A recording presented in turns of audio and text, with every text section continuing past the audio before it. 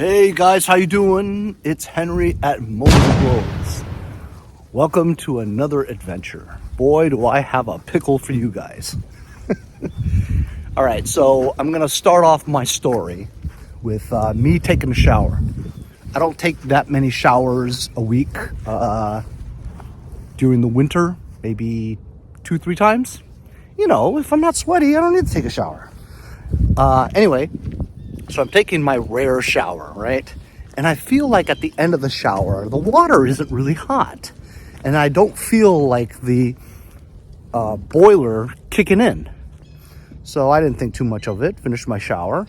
And then I realized that I haven't heard the heater kick on for a long time.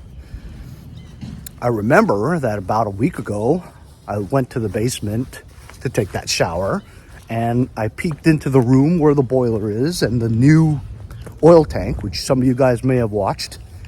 And I always peek in and I look at the meter, and it looked like the line was, just below the quarter tank thing, So I'm like, okay, I have a quarter tank. That's like 2 weeks, 3 weeks or something until I need it. So usually I would come downstairs, I would go into this room over here, and I would see inside. I would turn on the lights, and from here, as you can see, I walk in, my new boiler is here, my new tank is there, and I would just take a peek, and I would just look and see where that's at. Well, that bottom line there, I thought was a quarter full, because my old tank looked like that. But then upon further inspection, the last line actually says empty, not quarter tank. So if you take a look at this now, that thing is below empty. Holy cow. Below empty. So now I have to remember to look at that line as not the quarter, but that's the empty, and that's the quarter. So this thing is supposed to be $275. And I usually get 200 when I fill up the oil.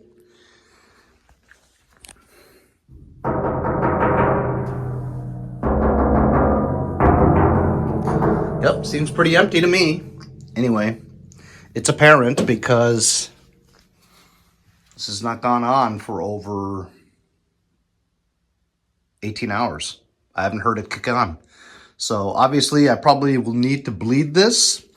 And because this boiler doesn't really look like the older one that I had, the Beckett burners, I have no idea how to bleed this thing. I think I should take that cover off. Given there's only one line leading from the oil tank to the burner, I would assume the bleeder valve, or like a zerk, is in here somewhere. So would I have to take this apart to see inside? Unless this thing doesn't bleed, you don't need to bleed it. I'm pretty sure you do. So now I realize that I'm empty. I've been empty for like a whole day now. And the house is cold this morning when I woke up.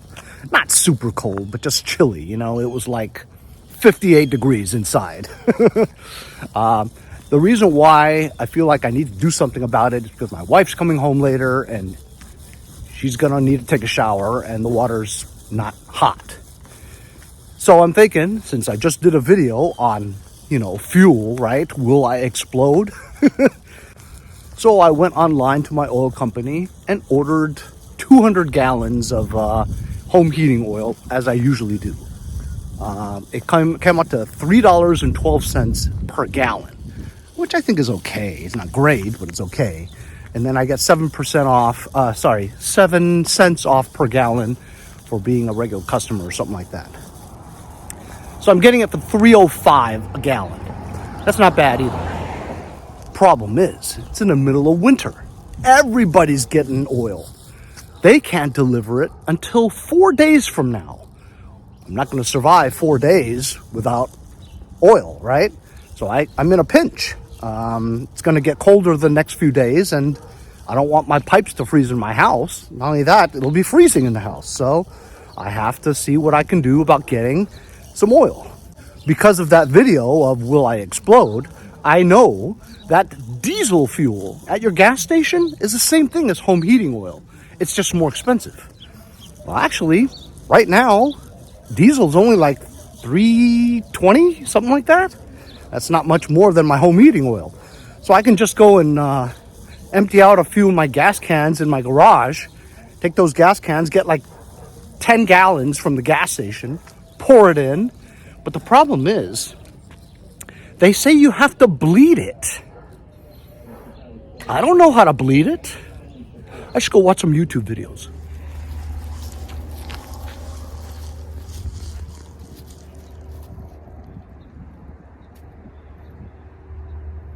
So typically, diesel is more expensive than home heating oil, even though they're the same thing. I believe that home heating oil is dyed red on purpose so you could distinguish between the two. The reason behind that is because if people wanted to use the cheaper home heating oil to power their diesel truck, they'd be getting away with not paying the taxes for diesel in a truck. So if you get pulled over with red home heating oil in your diesel truck, you'll get a massive fine. But I think it's typically okay to put diesel in your home heating oil because you're paying more anyway. What do they care? You know what I mean? So I plan on trying to find a couple of 5-gallon containers. I currently have them all filled up with 2-stroke mix, which I got for free one time, so I don't have any extra containers. I don't know how I'm going to get 2 5-gallon containers that are empty to get some diesel from my local gas station. And will 10 gallons even be enough to survive the 3 days that I'm waiting for my regular home oil delivery? It's just me in the house with Boba, so the heat goes on anyway, whether you have 2 or 3 or 4 people in it, you know? So yeah, I might have to temporarily pour out the 2-stroke oil mix into some kind of bucket or something like that, and just so I have 2 5-gallon containers available to put diesel in it. I hope diesel is not more than $3.05, because it's a wash if it is. I'm okay with that. Typically you would spend $1, sometimes $1.50 more for diesel than home heating oil. But currently they're all about the same price, so I got nothing to lose. Just the trouble, of course, of going to get diesel, putting it in, bleeding my system. But you know what? I wouldn't have to bleed it if I didn't let it run dry. Now I know better. If that meter is down to that last line, it's almost empty. Get oil. So I called my bro Jason and I asked him, do you have any gas cans? And look at him, what a champ, man. I get all of these gas cans. He comes over. Happy New Year. Happy New Year. He comes over and he brings me what I need. When you get equipment, you inherit gas cans. Yes, you do. As a matter of fact, I was just going to use this one. Okay. What would you say that is? That's 3 gallons or that's not a 5? It's too small to be a 3-gallon. But you know what, bro? I may just need this one right here. This is a 5-gallon. This will do. Okay. You know what I'm saying? All I need is, I mean, that. What do you think? That's 3 or 4 5 gallons. Oh, perfect. So I got 10 gallons right there. That's all you need? I mean, do you just want to take more just because it's better to have than have not? Oh, you're absolutely. You know what I mean? You're absolutely right. Maybe I'll take this one too. Is it you and the missus, or you have extra people at the house? I forgot. Well, I got my doggy. Oh, okay. But I mean the kitties, that's all. Because you mean more people, more heat, Yes. more water, more... They may take more showers, especially the kids. Yes. That's what I was hinting at. No, I don't know if you guys are an empty nester right now. Yes, I am an empty nester. Okay, so you guys might be good. Yeah, how have you been, man? Doing good. Yeah? Doing good. Got lucky, sold a lawnmower yesterday. Well, a lawnmower in the middle of winter? Weather. What are you, crazy? And then the guy's coming back today to buy a snowblower, but I have it in long-term storage, so I got to go dig it out of storage. Well, is everybody crazy? Well, I think I'm going to say we're blessed. This is like the 4th snowblower we sold this year, and we have no snow. We're lucky. That's the only way I can say blessed, lucky. I don't know. Whoever it is, who's like, thank you. We got so many Snowblowers. Yeah. Yeah. I'm not even taking them for free. And You're not taking them for free. what am I going to do with them? 2-stage 24 inches for $250, $300. Yeah, but free. For free. What am I going to do with them?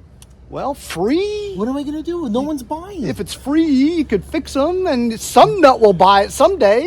No, we're out of space. You know, we're very limited, and we just did like a massive clean out again. I'm trying not to hoard stuff all over. Oh boy, do I know what you mean. We got snowblowers up the yin yang for a couple of years, and like I said, we've gotten very lucky. 1,200 for the Husqvarna. As soon as we came back from vacation, the guy picked it up the next day, so I couldn't do a video with it. You remember when I recently sold that Snow Commander? Okay. And I sold it to a bunch of snow removal guys, right? They're all taking a beating. And I said, do you guys know something that I don't know? He's like, yeah, we're getting 10 to 12 inches this Saturday. Yes, and I'm like, yes. get the out of here. I'm not getting no snow. What did we get? Nothing. We got like half an inch of like crap. And then by the end of the day or midday, it was all gone. Yeah, 100%. As soon as the sun came out, everything would just vaporize. If I had to do things all over again, I would become a weather person, because Yeah. the only job you can do consistently wrong and still get paid very, very well. Been saying that for years. Meteorology, you can fuck up your job 100% of the time, still have a job. So how about this? Do you think meteorologists now are more of like a figurehead, like a face? Like, you know, like advertising, like sex sells? Like Sam Champion. And Al Roker, those guys are like nationwide celebrities, if you will. But I'm like, they don't do any more their due diligence. I feel like, well, you don't know what they're doing when they're off camera. I think they have a team that They could be works for looking them. at radars and Dopplers and whatever the hell All right, meteorologists so do you do. believe that they digest that, or do you believe I think that because they've been doing it for so long, you're talking about like guys like Al Roker, okay, they have to, even though they don't want to or don't need to, I think they know a little bit about weather. so then how is the Farmer's Almanac more accurate than our meteorologist? I And don't the know. Farmer's Almanac is like a year ahead. It's right? like It's the crazy. Farmer's Almanac is like Nostradamus. Yes. Well, what does the Farmer's Almanac say about us this year? Slim Squat. to none. Slim to none. Which she's been dead on. So So that's why you're not taking free snowblowers. I have so many from the previous years. How many? 10? More. 20? I'd say between 20 and 30. 30? Yes. And our All right. max was 40. And we haven't been buying anything. We've got 2 free snow blowers, and I should have never took them in. We took them in, and I'm literally trying to give them away. And nothing. I got a $100 offer, and I probably should have taken it, but I can't mentally get past selling you a $100 fully serviced Ariens 2-stage snowblower. I just mentally can't process that. So what are you selling right now, bro? So I'm selling a Toro single stage. Oh, no, it's not. I have to go get it. Oh. Storage. I see. Get it. Yeah. So I have to go run to the post office, drop off parts, and yeah, that's it. What nut buys a Toro single stage snowblower? So what happens is, it's funny. A guy's been messaging me on Facebook for a lawnmower for quite some time, and he's been aggravating me with mobile offers, so I blocked him. I don't wanna deal with him no more. I did the same thing. So he went on a community page and posted about me, and someone gave him my whereabouts. Oh, no shit. Yeah. That's fucked. So he came to the house yesterday, No knocking on the door, shit. looking to buy a lawnmower. So And that's when you cock your shotgun. So I was selling a lawnmower for $300, and he kept offering me like whoever first started off with $150, $200. It wasn't going anywhere. I just blocked him after like 2 or 3 messages, and but these are different times because we're not in mower season. So I understand what he's trying to do, but I have like a certain profit I feel like I need to make, and the lawnmower is already winterized. So I'm not going to put gas in it and sell it I feel the same for a way. discount. Yes. All you have to do is when the season comes, clean it, put gas in it, and sell it for full asking price. If not more for the spring when So everybody it was- needs so one. it was $300 for a self-propelled Toro lawnmower, front-wheel drive, and we agreed to $275. And then while he was there, he asked if anything else for sale, and I'm like, so make a long story short, he gave his son just bought a house. He gave him his lawnmower, and he wanted this one to replace his. Then he says, I have a Toro single stage. I'd like to get him one. Do you have one? So we have a Toro 721. We were asking $400 for it. I sold to him for $300. I'm desperate for a snowblower sale just in general, so I actually gave him an option, which I would have preferred. You know the Toro Snowmasters? You know the ones that replace the Snow Commander that you push, like the big single stages? I offered him that for $350. Fully serviced, beautiful, brand new condition. He says, no, I want the single stage. Yeah, they like the older ones. Is the 721 the Suzuki engine? No, the 721 is the modern one for like $800 to $1,000. No kidding. Yes, it's the commercials, the 721R. Right. Oh, He chose that. yeah, the one I'm thinking about is the 521. Yeah, so this is the predecessor because, no more two-strokes. Right. And the Snow Commander got replaced by the other one that I was trying to sell him for $50. He didn't want to take it. And I would have sold him the bigger one because that's less space. You know, I just sold that Snow Commander for only $200. I kind of feel like I got ripped off, but honestly, I'm lucky to have sold one, right? So it's like, this got burned through my life, but I didn't like further pursue it. Selling stuff. How do you feel price-wise? I know like I couldn't sell tractors for good money on a consistent basis. Yeah. Like I was. The year before, we got good money for our stuff. Really good. Yeah, really good. So the sales this year, It's come down to normal now. yeah, Almost. normal or teetered off. The volume isn't there and the pricing isn't there. So I had to adjust. And it's hard to break something that I've been doing so long. Yep. Like, I get a lawnmower in, I got to do X, Y, Z. And then I expect to be compensated for that. And I do.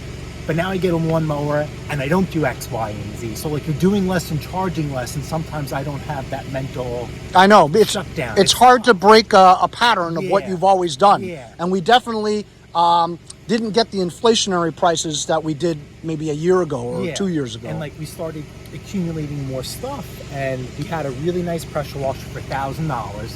I just sold it for $600 just to get it out of my yeah, Just exactly. because every time I go in my garage, I got to take it out.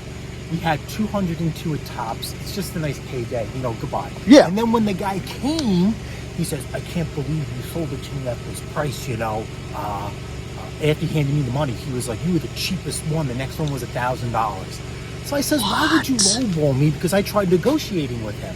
And he says, nope, this is all I have.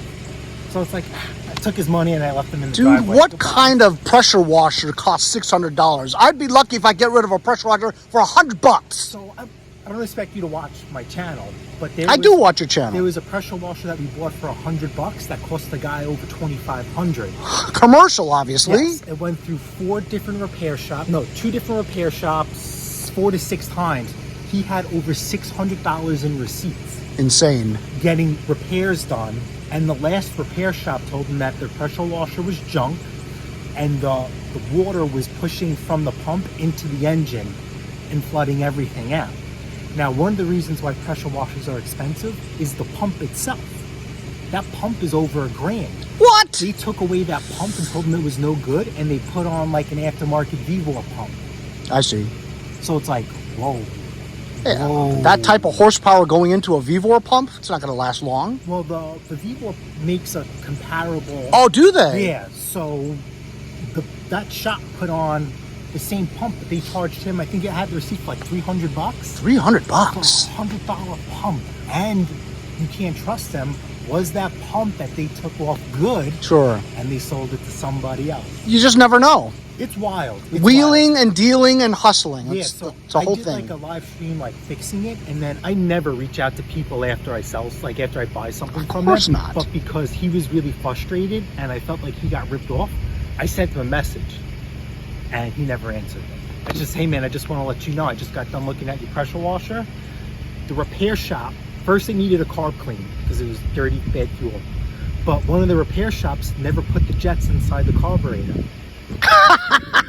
So the pressure washer would start and run, and then it would run like crap and then flood out. And it's just yahoos working at a small engine place that really have no business working at a small engine place. So when the machine gets passed through so many shops, you never know who did it.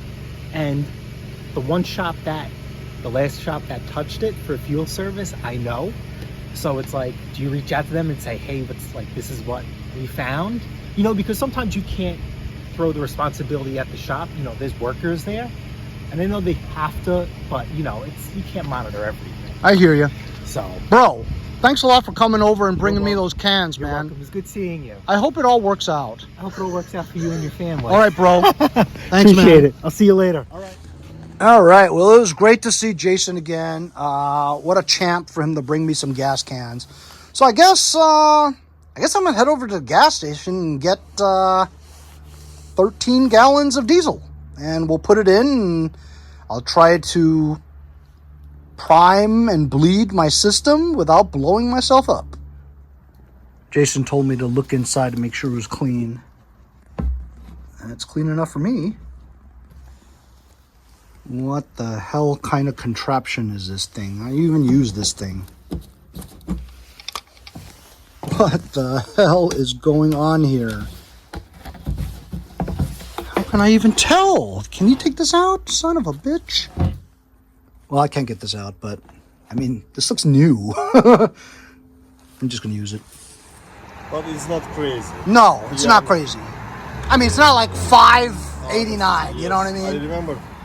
And that was not long ago. It was like 4 something or 5 something, right? Yeah, it was $5 heating oil 2 years ago. Yeah. Right after COVID-19, yes. Yeah. And before COVID, it was like $4, $5. No, before COVID, I don't remember the years, but it was $2. $2? Yeah, I remember $2, but maybe 5-6 years ago. I'm not sure. That's insane. All right. So it's full. Got 11.7 gallons at $46, and at $3.89 a gallon. That's not bad. My home heating oil is like $3.15. So, you know, I'm paying a little bit more, but not a huge deal. You know what? This is the first time in my life that I've ever had diesel in my possession. I've never gotten diesel in my entire life. I'm 56 years old and I've never gotten diesel. First time. Ooh, what a milestone, huh? Today I got diesel oil on January 12th. So they say that an average home burns about 3 gallons of home heating oil per day. I wouldn't call myself average because my kids are not living with me anymore. We're like empty nesters. My wife is hardly in the house. She's home maybe half the month. So it's really just me, but nevertheless, the heater heats the whole house anyway. So I would say that my 12 gallons is gonna survive 3 days, no problem, because that's an average of 4 gallons a day. I'm not gonna burn 4 gallons a day. So I think we'll be good. I am a little worried about the bleeding of the system, because I can't exactly find the nozzle to turn a quarter turn down and allow the air to come out. I don't see it. I might have to take that cover off. And I don't even know how this damn thing works. Here goes nothing.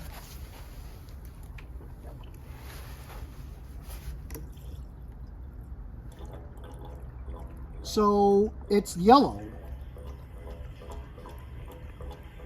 I can hear it.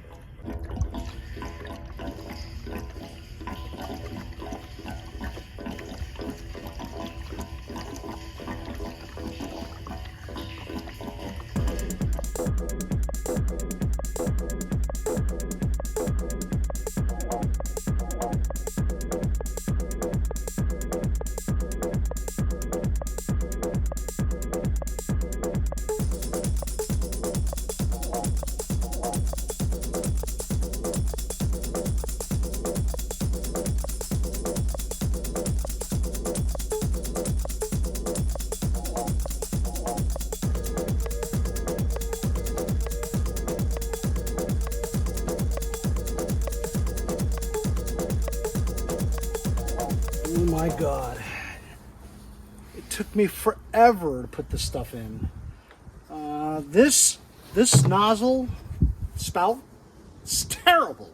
It's dripping out like a teaspoon a minute. It's terrible. This one was okay, kind of sucked. This one was good. It kind of flowed pretty well, except you had to keep this button pushed down. It's a pain. My thumb's killing me. So that's it.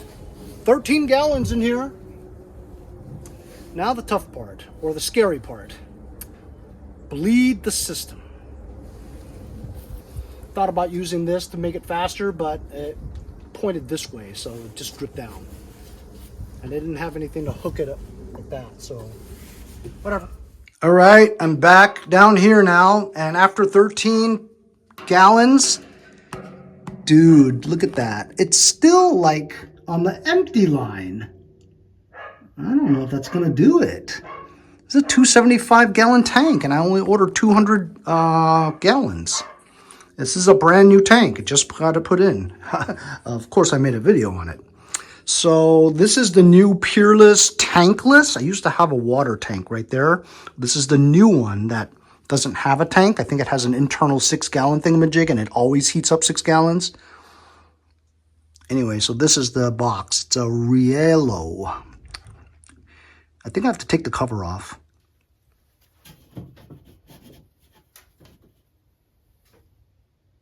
It's got a Torx screw here.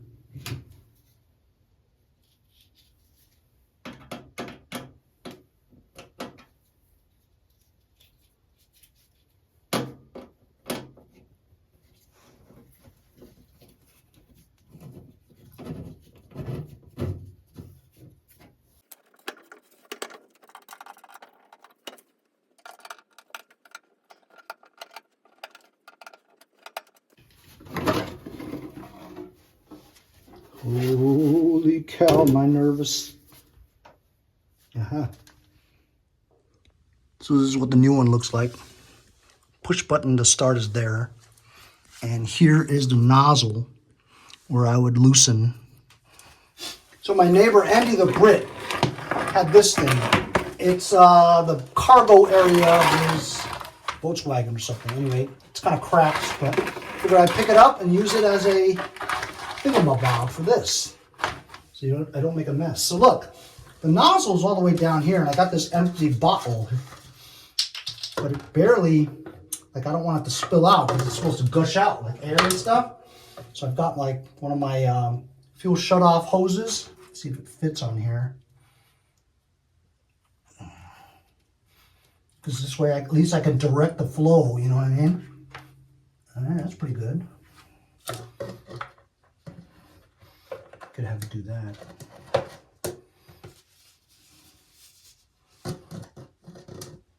All right, here goes nothing.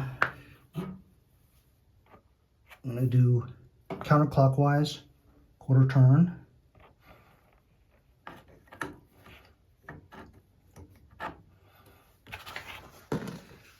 I'm gonna press this button.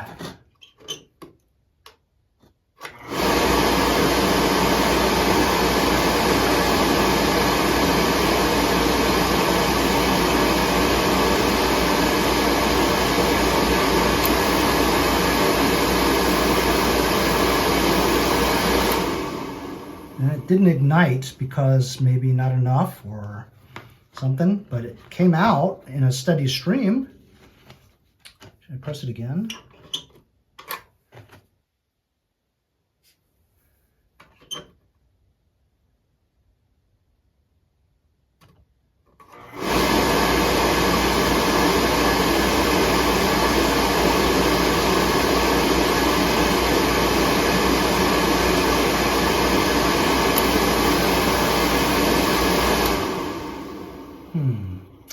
Why doesn't it ignite?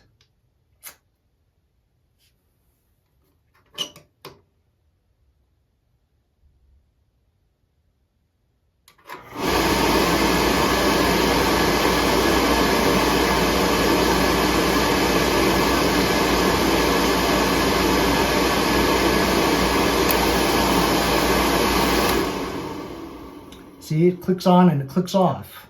Doesn't ignite. And it seems like a steady stream, not like a lot of air's coming out of it, you know? So it seems like it's bled already.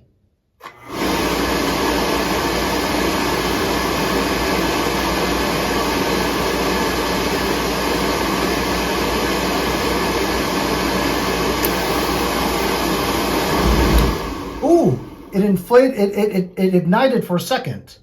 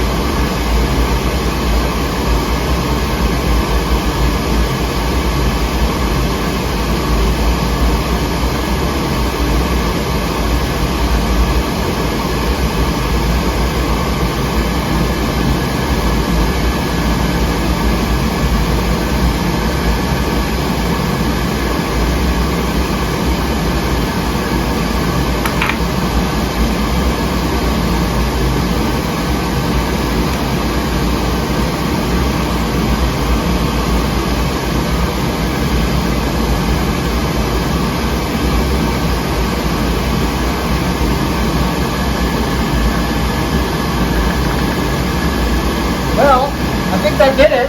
Seems to work okay now. Look at that. So it took a few tries. It finally did ignite. And this is not leaking. I think that's it.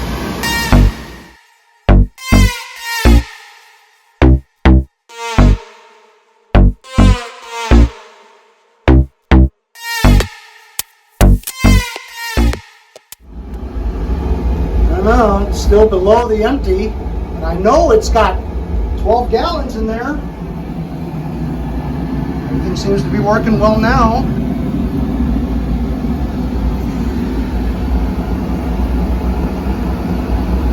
What do you think? Should I go put more in there? Because that needle hardly moved. Just see what happens the next 3 days. Think it'll be okay? I mean, look. The stuff is still the red stuff. It's not even the yellow stuff that I just put in. So it's got to have more than 13 gallons in there.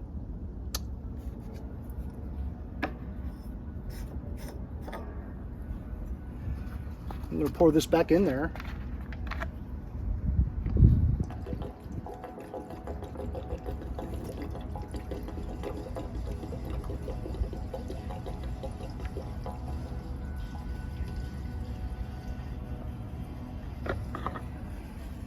Guess it burns it pretty fast. You saw how that stuff was coming out, right? Pretty good flow. I don't know how efficient these burners are. I mean, as compared to like a lawn tractor or something, but am I gonna burn more than 3 gallons a day? That ought to be okay. Anyway, hope you guys enjoyed the video. I certainly didn't enjoy making it. You don't want these things to happen. Of course, now I'll do my due diligence and make sure that I see clearly where that needle is. After I get my fuel delivery, hopefully everything runs well until in 3 days when they deliver 200 gallons for me.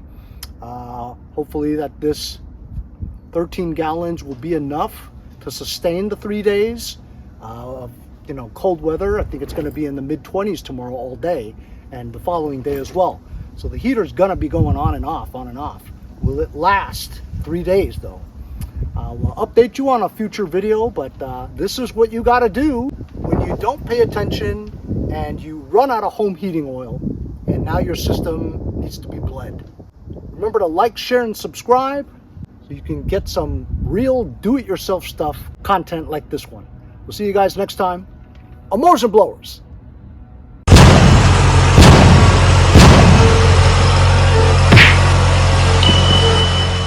See you guys next time on Mowers and Blowers.